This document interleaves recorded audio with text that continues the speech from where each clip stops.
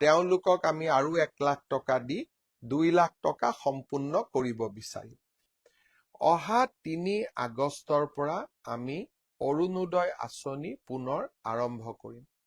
সিদিনাখন প্ৰতিখন পঞ্চায়ততে আমি সৰুকৈ এখন সভা অনুষ্ঠিত কৰিম আৰু অৰুণোদয় আঁচনিৰ প্ৰথমটো কিস্তি নতুন চৰকাৰৰ আমি প্ৰদান কৰিম। ঠিক তেনেকৈ 6 আৰু 7 আগষ্ট তাৰিখে ইতিমধ্যে আমাৰ কলেজসমূহত নামভৰ্তিৰ প্ৰক্ৰিয়া সম্পূৰ্ণ হৈছে। আমি কলেজসমূহত 6 আৰু 7 তাৰিখে নিযুত মইনা আৰু নিযুত বাবু আঁচনিৰ প্ৰপত্ৰ বিতৰণ কৰিম।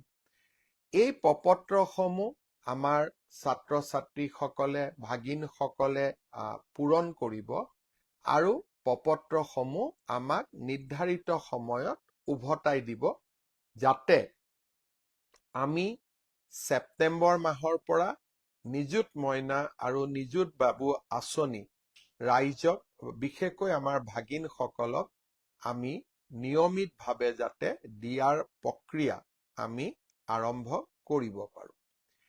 ইয়াৰ লগতে আগষ্ট মাহৰ পৰাই আমি কম মূল্যত যি চাউলৰ লগত চেনি বা দালি যোগান ধৰিছিলোঁ, সেই যোগানৰ প্ৰক্ৰিয়াও আমি আগষ্ট মাহত আৰম্ভ কৰিম।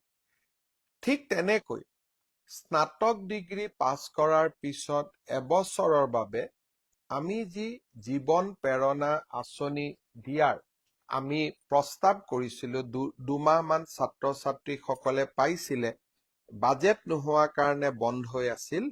এই জীৱন প্ৰেৰণাও আমি পুনৰ ছেপ্টেম্বৰ মাহৰ পৰা দিয়া আৰম্ভ কৰিম। বিধানসভাত কেইবাখনো গুৰুত্বপূৰ্ণ আইন আমি আনিবৰ বাবে চেষ্টা কৰিছোঁ।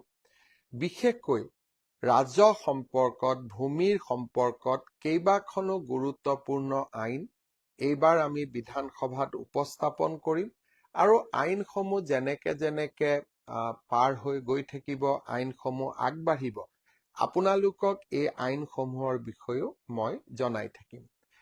বহুদিন আগতে মই আপোনালোকক কৈছিলোঁ যে কামাখ্যা মন্দিৰত আমি কাশী যি আমাৰ ধাম আছে বা আমাৰ কাশীৰ বিশ্বনাথ মন্দিৰ আছে, তাত যেনেকে প্ৰধানমন্ত্ৰী নৰেন্দ্ৰ মোদী ডাঙৰীয়াই এটা সুন্দৰ কৰিডৰ নিৰ্মাণ কৰিছে আৰু তাত এতিয়া তীৰ্থযাত্ৰীসকলে খুব ধুনীয়াকৈ যাব পাৰে, তাৰ আৰ্হিত আমি কামাখ্যা মন্দিৰতো এটা কৰিডৰ নিৰ্মাণ কৰিম।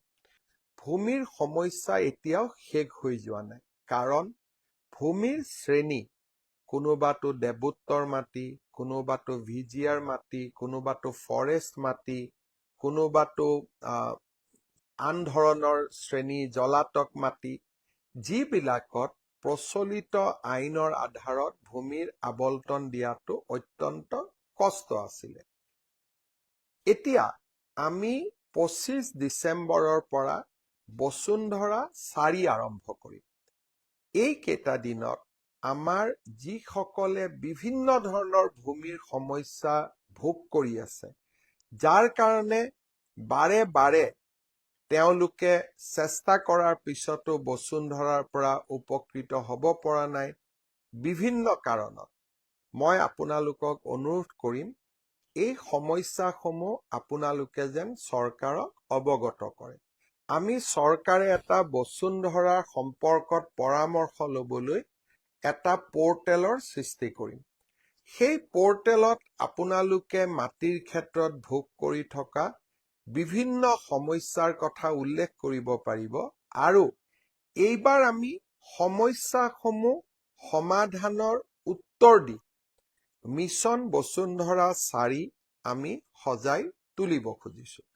এতিয়া আমি চেষ্টা নিশ্চিতভাৱে কৰিব পাৰোঁ যে অসমৰ আদিম জনগোষ্ঠী হিচাপে কেনেকে মৰাণ মটককো আমি বনভূমিত মাটিৰ অধিকাৰ দিব পাৰোঁ।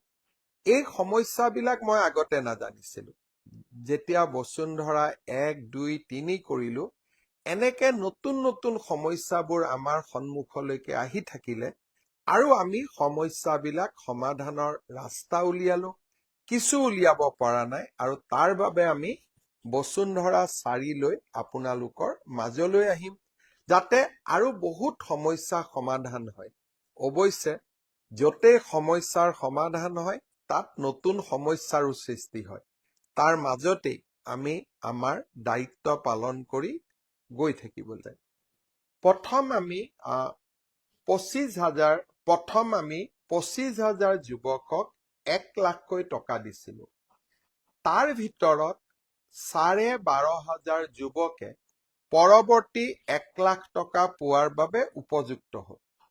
কিন্তু 13,000 যুৱকে 1 লাখ টকা পোৱা নাছিল, কাৰণ তেওঁলোকে বিমল বৰা উদ্যোগ মন্ত্ৰী তেওঁ মোৰ ফেচবুক লাইভ চাই আছে, গতিকে এই কামখিনি তেওঁ কৰিব, তেওঁ শুনি থাকিব যে যেতিয়া আমি CM-AAA 12,500ক 2 লাখ দিলো, আন 13,000 এতিয়াও 1 লাখ টকা পাবৰ অপেক্ষা কৰি আছে, কাৰণ তেওঁলোক প্ৰথমবাৰ কোৱালিফাই কৰা নাছিল।